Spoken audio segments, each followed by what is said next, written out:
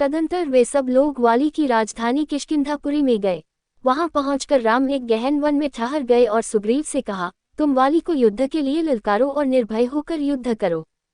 राम के वचनों से उत्साहित होकर सुग्रीव ने वाली को युद्ध करने के लिए ललकारा। सुग्रीव के इस सिंहनाद को सुनकर वाली को अत्यंत क्रोध आया।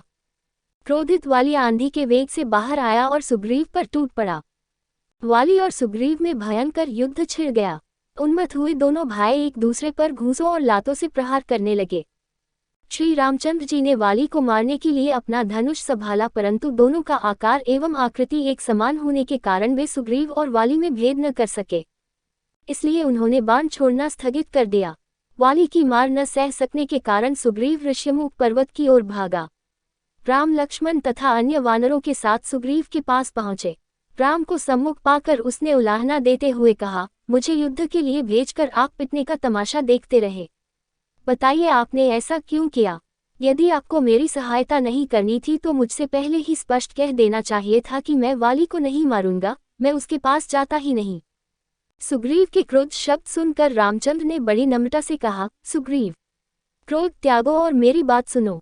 तुम दोनों भाई रंग रूप, आकार, गति और आकृतियों में एक समान हो, अतः मैं तुम दोनों में अंतर नहीं कर सका और मैंने बाण नहीं छोड़ा।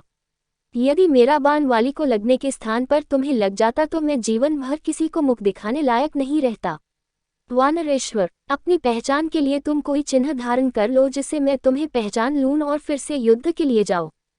इतना कहकर वे लक्ष्मण से बोले, हे लक्ष्मण, यह उत्तम लक्षणों से युक्त गजपुष्पी लता फूल रहे हैं, इसे उखाड़कर महामना सुग्रीव के गले में पहना दो।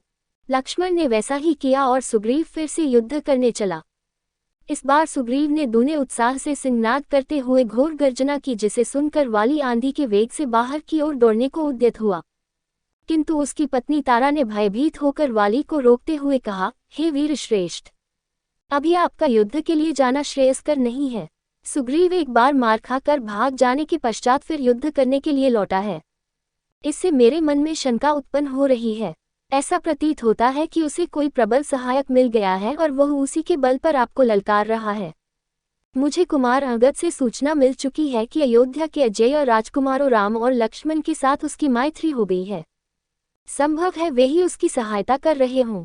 राम के पराक्रम के विषय में तो मैंने भी सुना है, वे शत्रुओं को देखते देखते धराशायी कर देते हैं।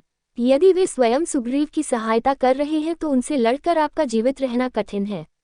इसलिए उचित यही है कि इस अवसर पर आप बैर छोड़कर सुग्रीव से मित्रता कर लीजिए, उसे युवराज पद दे दीजिए। वह आपका छोटा भाई है और इस संसार में भाई के समान हेतु कोई दूसरा नहीं होता। उससे इस समय मैत्री करने में ही आपका कल्याण है। तारा के इस प्रकार समझाने वाली ने कहा, वरान ने, मैं सुग्रीव की ललकार को सुनकर कायरों की भांति घर में छिपकर नहीं बैठ सकता और न ललकारने वाले से भयभीत होकर उसके सम्मुख मैत्री का हाथ ही बढ़ा सकता हूँ।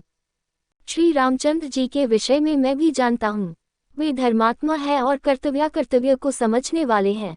वे पापकर्म नहीं कर सकते। तुमने मेरे प्रति अपने स्नेह एवं भक्ति का प्रदर्शन कर दिया, अब मुझे मत रोको। मैं सुग्रीव का सामना अवश्य करूंगा और उसके घमंड को चूर चूर कर डालूंगा।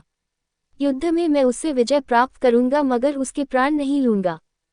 ये कहकर वाली सुग्रीव के पास पहुंचकर उससे युद्ध करने लगा। दोनों एक दूसरे पर घूंसों और लातों से प्रहार करने लगे। जब राम ने देखा कि सुग्रीव की शक्ति क्षीण होते जा रही है तो उन्होंने एक विषधर सर्प की भांति बाण को धनुष पर चढ़ाकर वाली को लक्ष्य करके छोड़ दिया। टंकार ध्वनि के साथ वह बाण वाली के वक्ष में जाकर लगा, जिससे वह बेसुध होकर पृथ्वी पर गिर पड़ा।